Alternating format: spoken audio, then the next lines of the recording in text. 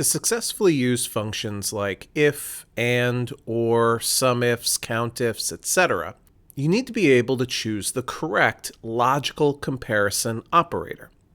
Now, in Microsoft Excel, there are several different operators of different kinds. So your normal math operators, add, subtract, multiply, and divide, and your concatenator operator of the ampersand are not what we're talking about today. We're talking about everything in the right-hand table here, where we're able to say, are two things greater than one another, less than one another, greater than or equal to, less than or equal to, or not equal to. Now, if you've only looked at greater than or equal to in a context of a normal math expression, oftentimes you would see those two symbols combined together. But in Excel, on a standard keyboard, you can't do that. So what we'll be doing is doing two in sequence with one another, in the same way that there's not a symbol just for not equal to, but instead we put the greater than and less than symbols pointing at one another in order to express that they are, again, not equal to one another. So here are three real-world scenarios where these types of operators can be used.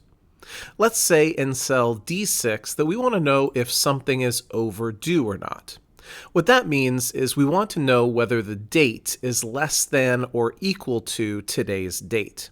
So we type in the equal symbol, we click on the date over here on the left-hand side, and we put in less than or equal to, and then we can put in the today function with an open and closed parentheses. This tells us that July 29th is not overdue.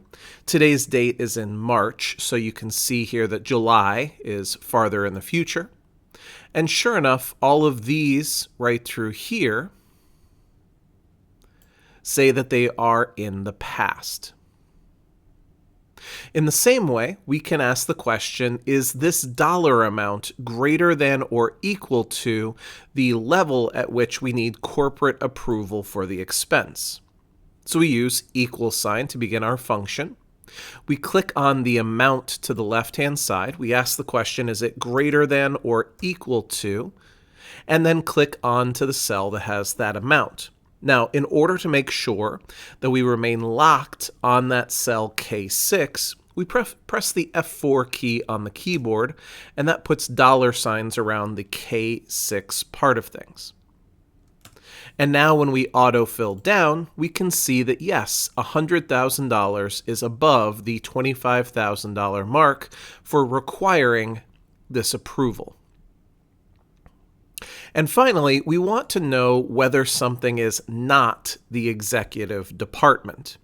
Again, we press the equal sign, we click on the department here on the left, and we do not equal to, quotation marks, executive. Close quotation marks. As you can see, the finance department is not the executive department. And when we autofill this down, we see that every time that we run into the executive department, it says false. So you can see here where greater than, less than, equal to, and not equal to are all, of course, really useful tests.